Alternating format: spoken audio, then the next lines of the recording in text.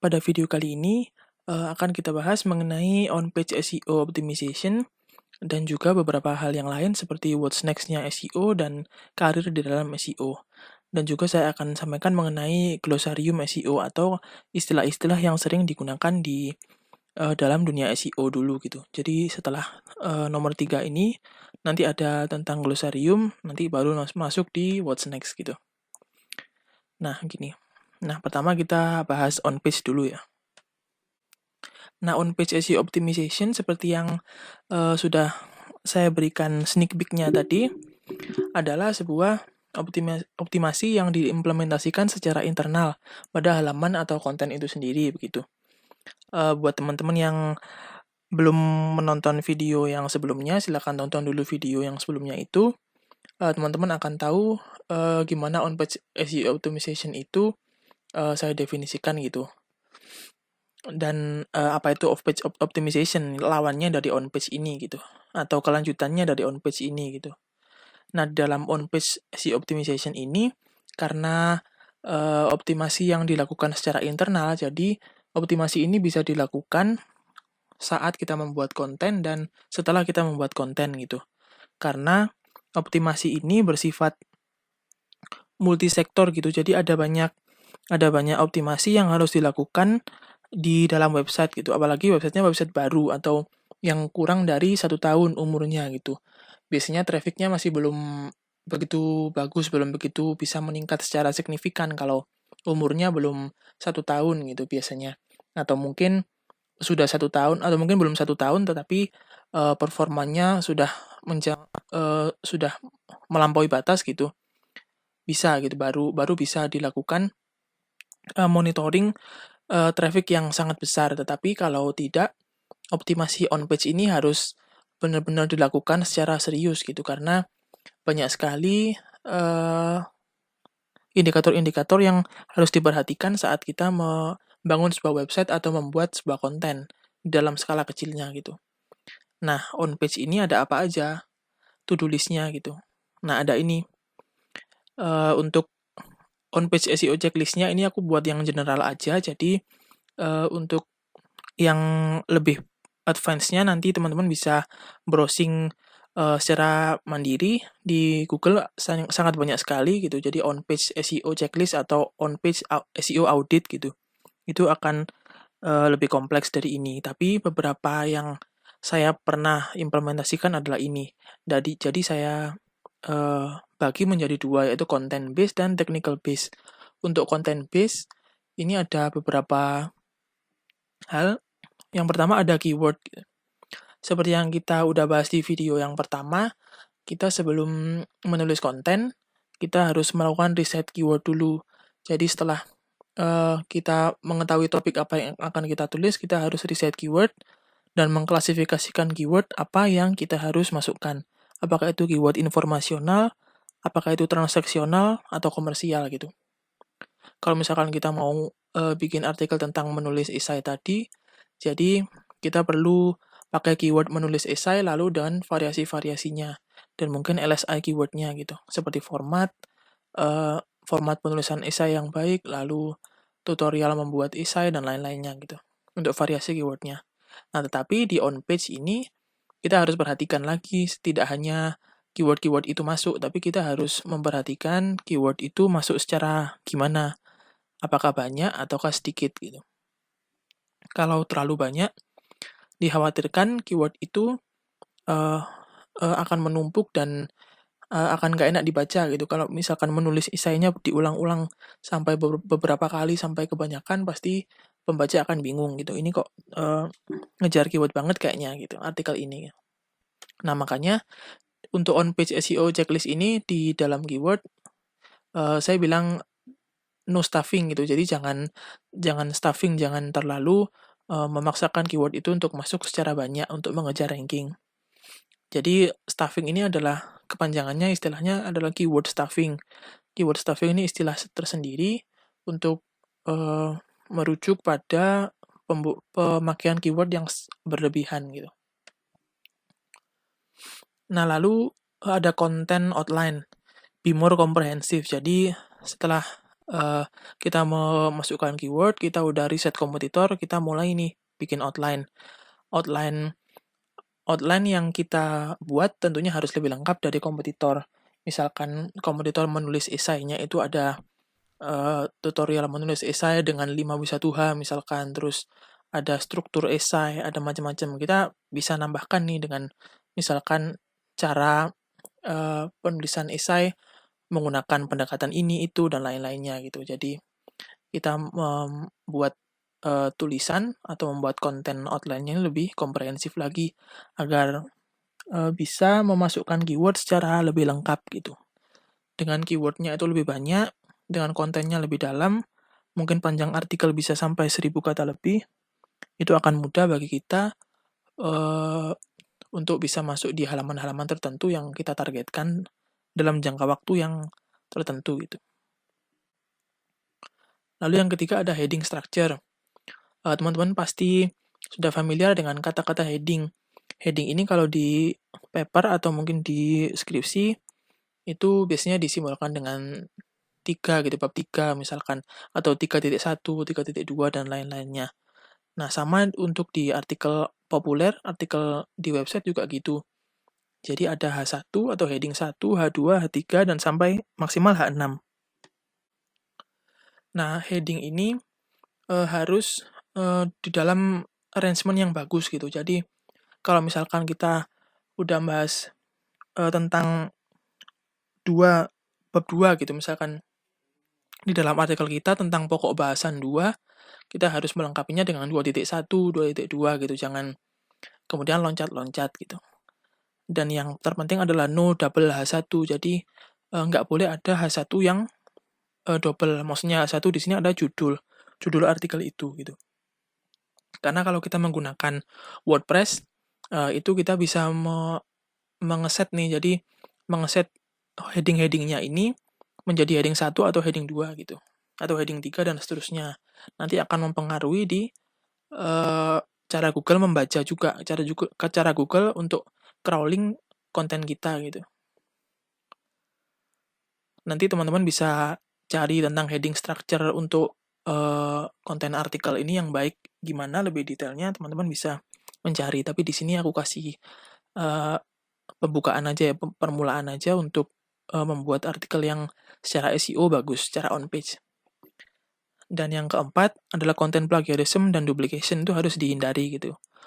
Jadi tidak hanya karya ilmiah, tetapi tulisan yang berbentuk artikel populer itu harus terhindar dari plagiarism dan internal duplication. Duplication ini maksudnya internal duplication maupun external duplication. Jadi kalau internal duplication berarti nggak boleh ada artikel yang kita publish 2 kali dengan konten yang hampir sama. Nanti khawatirnya jadi kanibal gitu. Jadi trafficnya malah nggak bisa naik untuk dua-duanya karena Google membacanya itu sebagai internal duplication atau plagiarism. Untuk plagiarism juga nggak boleh, jadi kita nggak boleh mengambil artikel dari luar untuk kita publish di halaman kita gitu. Tentu nggak boleh ya itu. Karena untuk plagiarism dan duplication ini mungkin mesin pencari juga sangat aware karena Google juga memiliki robot-robot kan yang tentunya juga bisa bisa memonitoring, bisa mengevaluasi konten-konten yang tersebar secara online gitu. Jika ada plagiarisme di sana, maka akan sulit untuk mendapatkan traffic yang terus berkembang. Nah, lalu ada meta title. Bedanya dengan title biasa apa sebenarnya meta title ini? Meta title ini adalah judul yang biasa teman-teman lihat di Google di saat pencarian halaman Google gitu. Jadi saat teman-teman ngetikkan sesuatu keyword lalu enter, nah di sana bakalan ada muncul judul-judul yang berwarna biru. Nah, itu adalah meta title. Meta title itu tidak harus sama dengan judul artikel yang asli. Karena meta title ini juga fungsinya untuk menarik user untuk datang dan untuk klik dan juga menarik keyword gitu. Jadi keyword harus dimasukkan di meta title ini. Dengan meta title yang standar aja panjangnya, jangan terlalu panjang agar tidak terpotong di Google gitu. Nah, maksudnya meta title ini tidak sama dengan title artikel yang asli, itu meta title ini bisa kita masukkan di dalam script HTML-nya atau bisa kita masukkan di di plugin di WordPress-nya kan ada plugin khusus untuk SEO yang biasanya Yoast atau mungkin yang lainnya.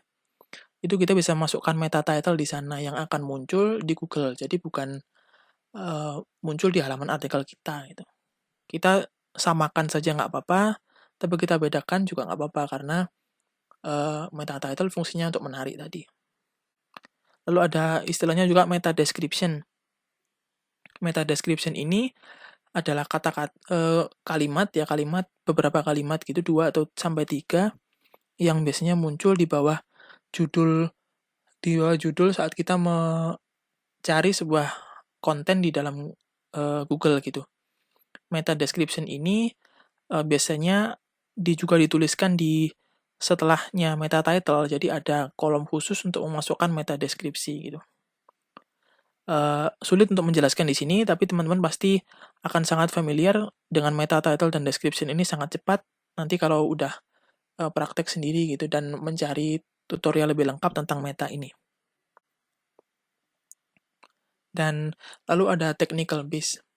Yang technical base ini tidak harus teman-teman kuasai semuanya, tapi hanya konten base inilah yang teman-teman anak konten yang harus benar-benar tahu gitu. Kalau teman-teman bisa menguasai yang technical base juga, itu bisa lebih baik. Tapi kalau masih dalam rangka beginner, konten base ini yang menurut saya juga paling basic dan harus dikuasai gitu. Kalau yang technical base ini biasanya yang lebih ke teknis, lebih ke teknologinya, misalkan alt image. Alt image ini harus dimasukkan di dalam saat kita upload image misalkan atau di script-nya, lalu slug, pengaturan permalink, dan lain-lainnya. Itu nanti teman-teman mungkin bisa screenshot aja bagian ini dan coba cari masing-masing satu-satu bagaimana permalink yang bagus, bagaimana internal linking, external linking yang bagus, dan tentang page speed, bagaimana standarnya web, dan lain-lainnya gitu. Saya tidak akan membahas satu-satu karena ini udah cukup intermediate advance gitu. Nah, lalu kita masuk di SEO glossary. Di SEO glossary ini saya maksudkan untuk memasukkan beberapa istilah-istilah dalam SEO yang penting dan juga ada penjelasannya. Jadi nggak cuman rangkaian kumpulan kata-kata aja, tapi ada penjelasannya gitu. Diharapkan dengan SEO glossary ini atau SEO Basic Encyclopedia Mini ini, teman-teman bisa mengerti lebih jauh tentang SEO dan istilah-istilahnya. Karena di dalam proses onboarding sebagai seorang SEO spesialis atau SEO content writer, istilah-istilah ini harus familiar banget gitu, karena nggak asik dong kalau misalkan kolega-kolega kita yang udah lama kerja di sana ngomongin tentang kata-kata ini, sementara teman-teman masih belum familiar banget dengan kata-kata itu gitu. Jadi aku coba kenalkan di sini. Pertama tentang yang umum ya, istilah-istilah umum. Istilah pertama adalah SERP, SERP atau SERPS, yaitu ada Search Engine Result Page. Ini biasanya sering diomongkan oleh orang-orang SEO untuk merujuk pada tampilan hasil pencarian user di search engine gitu. Jadi kalau teman-teman search sesuatu di Google, ya yang muncul di layar adalah SERP gitu. Itu disebut dengan SERP. Nah, lalu SEO juga ada banyak aliran nih ternyata. Ada white SEO, grey SEO, white hat SEO, grey hat SEO, dan black hat SEO gitu maksud saya. Jadi ini adalah aliran-aliran dalam SEO. Apa itu white hat SEO? Kalau white hat SEO adalah SEO yang alirannya adalah on page murni dan juga off page murni. Jadi tidak ada campuran sesuatu yang dalam tanda kutip negatif gitu.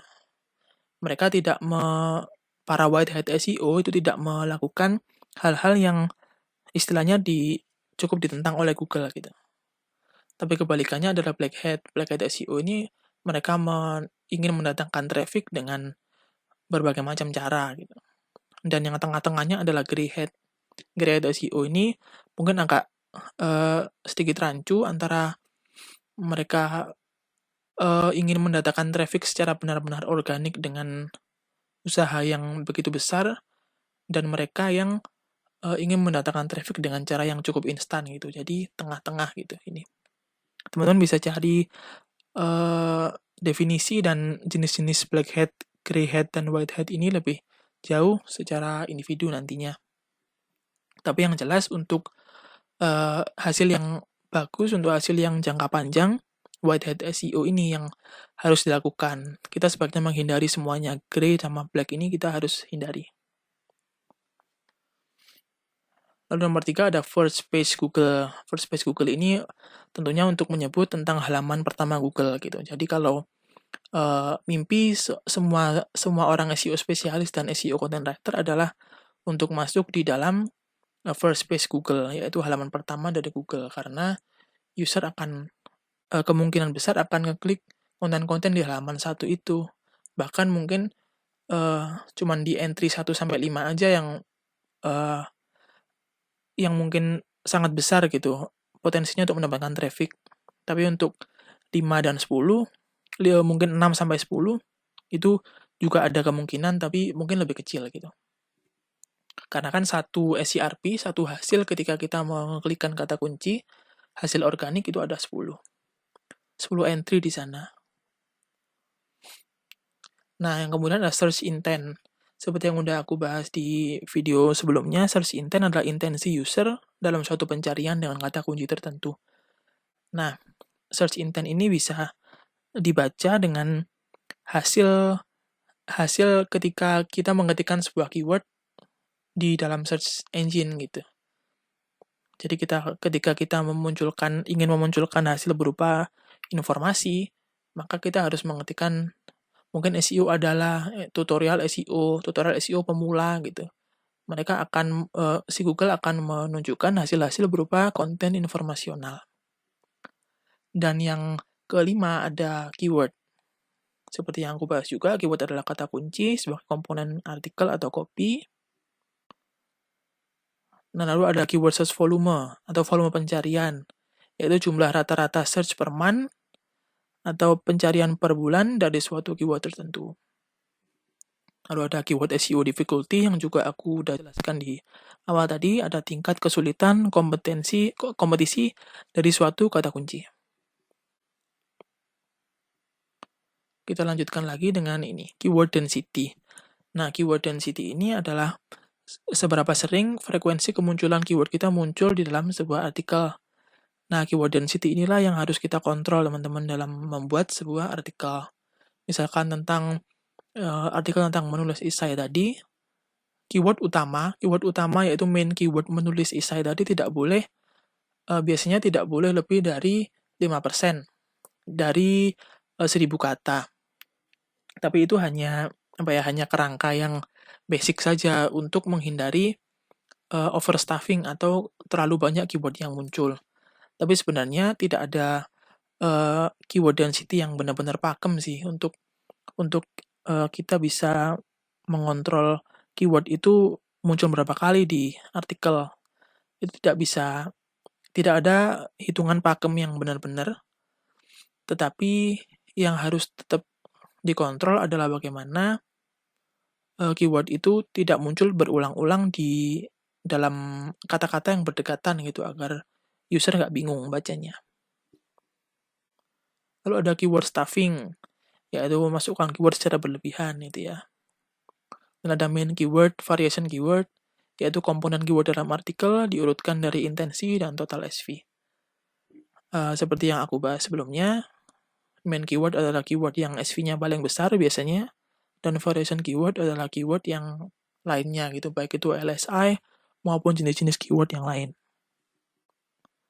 Nah, ini ada LSI keyword atau latent semantic indexing keyword, kelompok kata yang terkait dengan keyword yang ditargetkan. Di video yang pertama udah saya berikan contoh. Short tail, long tail. Itu adalah keyword yang kita klasifikasikan berdasarkan panjang kata. Jadi short tail keyword adalah keyword yang pendek, sedangkan long tail keyword adalah keyword yang panjang. Misalkan jual kamera gitu, itu adalah short tail keyword. Tapi kalau long tail keyword biasanya jual kamera merek ini terbaik 2020 gitu misalkan. Itu adalah keyword yang panjang. Atau mungkin tas kamera merek ini terbaik anti air 2020 gitu misalkan. Itu adalah long tail keyword. Perlu diketahui bahwa kompetisi untuk mendapatkan ranking yang baik, ranking dan traffic yang bagus itu biasanya lebih mudah didapatkan dengan long tail keyword. Karena dengan kita memasukkan keyword-keyword berkata-kata panjang di dalam artikel kita, biasanya keyword-keyword itu akan mudah ranking gitu. Tetapi tentu search volumenya akan lebih kecil kan, karena kan kadang orang pasti ngetiknya males kalau panjang-panjang. Pasti orang prefer ngetik yang pendek-pendek gitu. Tapi untuk bagi kita orang-orang SEO spesialis, long tail itu adalah salah satu strategi untuk memenangkan traffic gitu. Lalu kita lanjutkan SEO glossary berdasarkan ini measurement, metric, and behavior. Jadi dalam SEO ada istilah mengenai user behavior atau perilaku pengguna saat berada di sebuah laman. Entah mereka mengeklik artikel lain, entah mereka exit dalam waktu tertentu, dan lain-lain.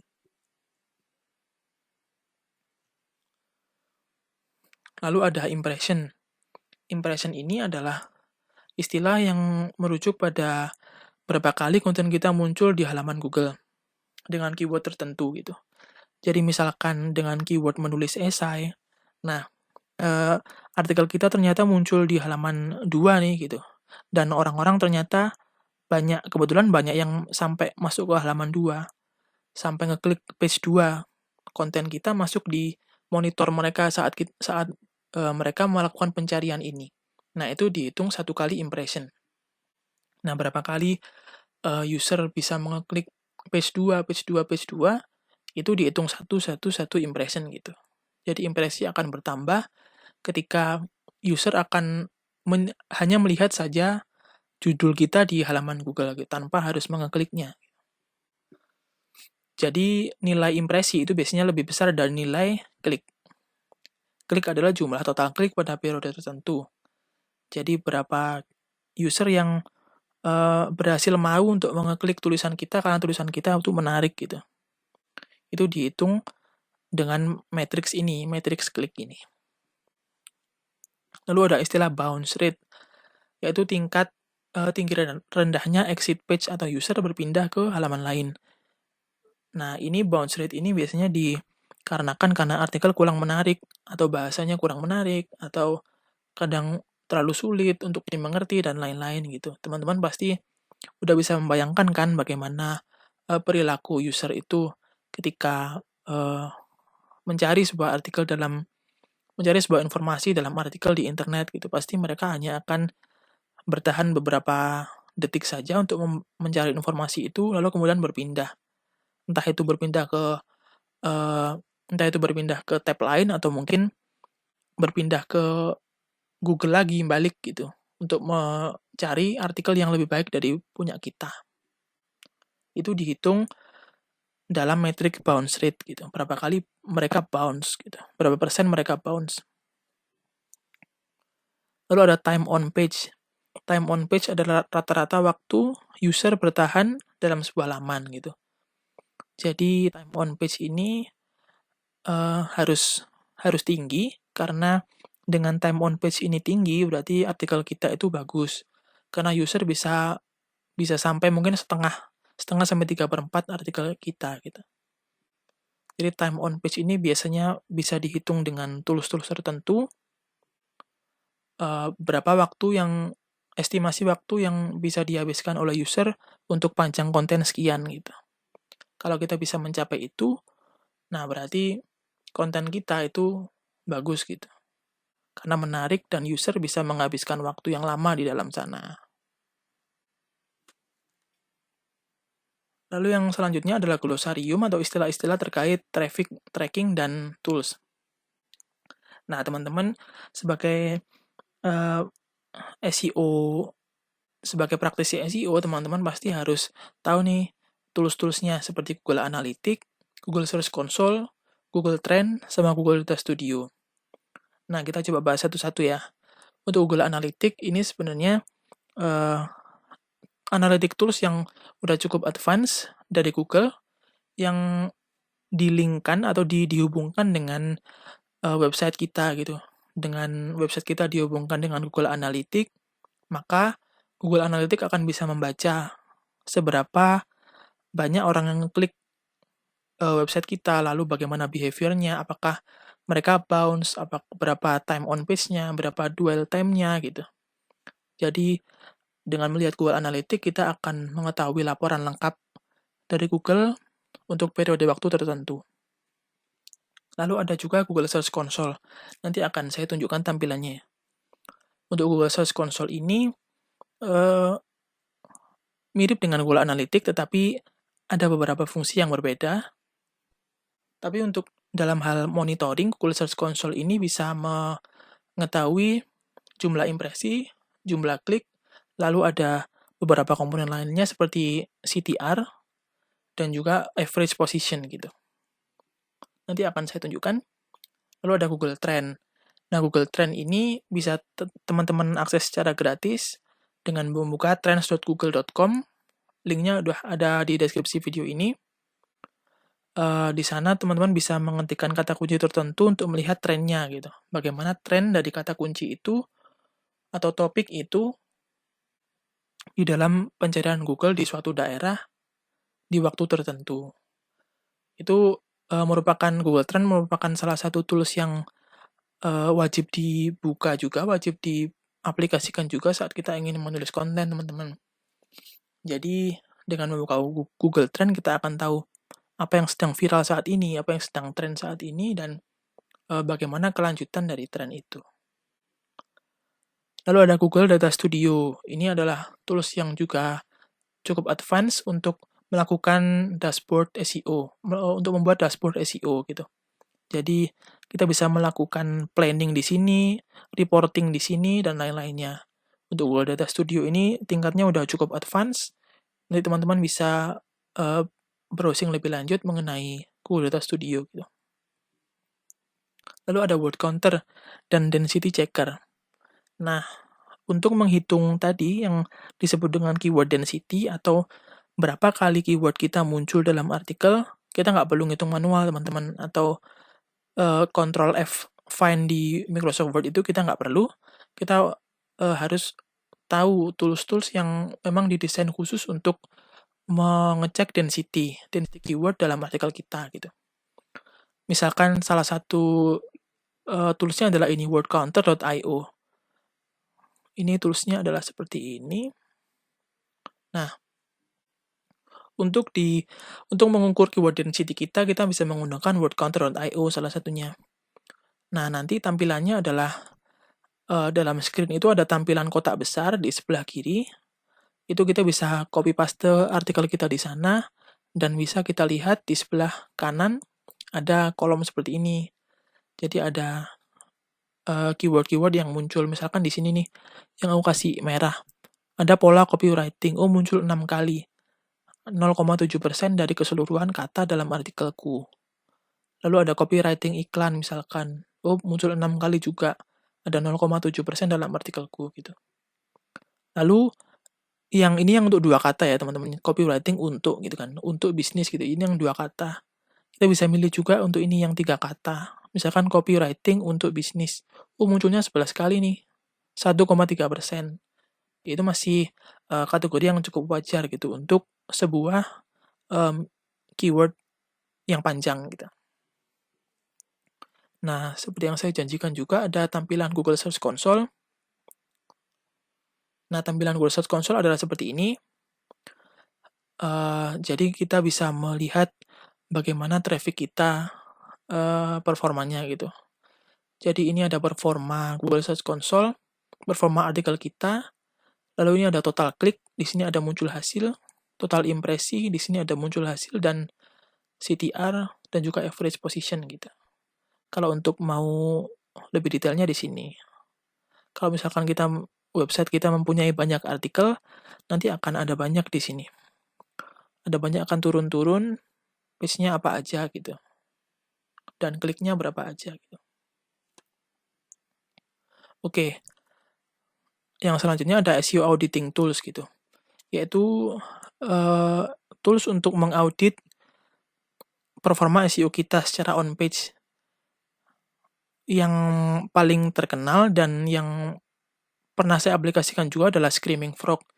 Ini adalah salah satu tools yang dengan kita masuk dalam tools ini, software ini, kita bisa melihat bagaimana panjang judul dari artikel kita, bagaimana panjang meta deskripsi dari artikel kita dan macam-macamnya gitu. Jadi Screaming Frog ini adalah salah satu tools yang sangat membantu. Teman-teman bisa aplikasikan ini juga. Dan yang beberapa antaranya adalah keyword research tool. Ada Ubersuggest, ada Ahrefs, ada Google Keyword Planner, dan lain-lain. Yang kita udah praktekkan di di video pertama tadi adalah Ubersuggest. Itu adalah sebuah tools yang limited free dari Neil Patel, yang kita bisa mengeksplor tools itu untuk mencari rekomendasi keyword dan rekomendasi content ideas dan beberapa fitur-fitur yang menarik lainnya gitu. Untuk tools-tools yang lain juga begitu, seperti Ahrefs. Ahrefs juga seperti Ubersuggest prinsipnya, tetapi ada beberapa komponen yang juga ditampilkan di Ahrefs gitu. Ini tadi udah saya munculkan, dan tools-tools ini baiknya juga diaplikasikan ya bagi teman-teman. Nah, seperti yang aku janjikan juga di daftar isi materi ini, saya akan coba untuk mapping beberapa karir di dalam hal konten dan SEO. Karir yang paling umum pertama adalah content writer. Tentu content writer nggak harus punya nih keahlian SEO yang benar-benar gitu, karena apalagi masih dalam konteks beginner gitu. Tetapi kemampuan SEO itu sangat penting kalau misalkan kita ingin lebih jauh memproduksi konten itu untuk dalam hal mencari traffic gitu. Jadi kalau misalkan kita mau melamar di sebuah perusahaan sebagai content writer, kemampuan SEO itu pasti akan menjadi nilai lebih bagi kita sendiri, untuk kita lebih percaya diri untuk melamar di content writer ini. Itu karena kan biasanya juga perusahaan mencari content writer yang fungsinya untuk menulis di website gitu kan. Jadi jika kita memiliki kemampuan SEO, maka itu akan menjadi nilai plus gitu. Dan profesi yang kedua juga copywriter. Copywriter biasanya menghasilkan tulisan-tulisan yang lebih pendek dari content writer karena sifatnya adalah copy gitu. Nah, untuk kaitannya dengan SEO, copywriting juga perlu banget untuk memasukkan keyword dalam sana. Maka dari itu kemampuan basic SEO juga sangat dibutuhkan untuk copywriter.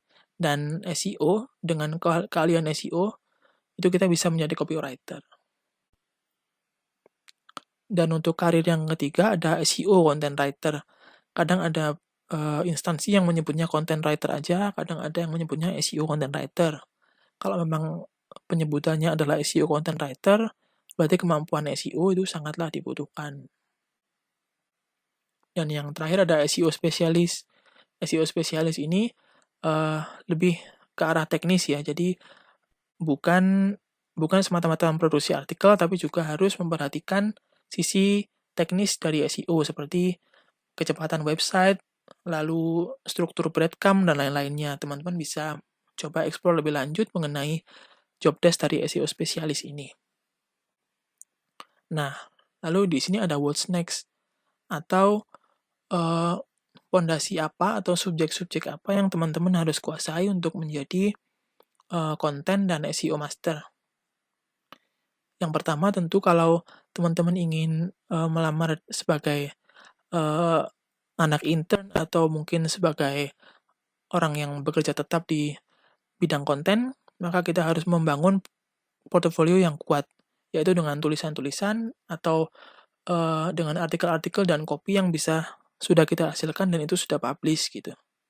Dan akan lebih bagus kalau misalkan kita bisa punya domain sendiri, kita bisa menghubungkan domain itu ke Google Search Console dan Google Analytics dan menyertakan beberapa matriksnya di dalam portofolio kita gitu. Ini loh artikel aku kliknya udah sampai 1000 nih dalam waktu 2 hari gitu misalkan. Nah kan itu udah benar-benar bisa meyakinkan tim rekrutmen untuk merekrut teman-teman sebagai konten dan SEO. Yang kedua ada deepen the SEO knowledge tentunya.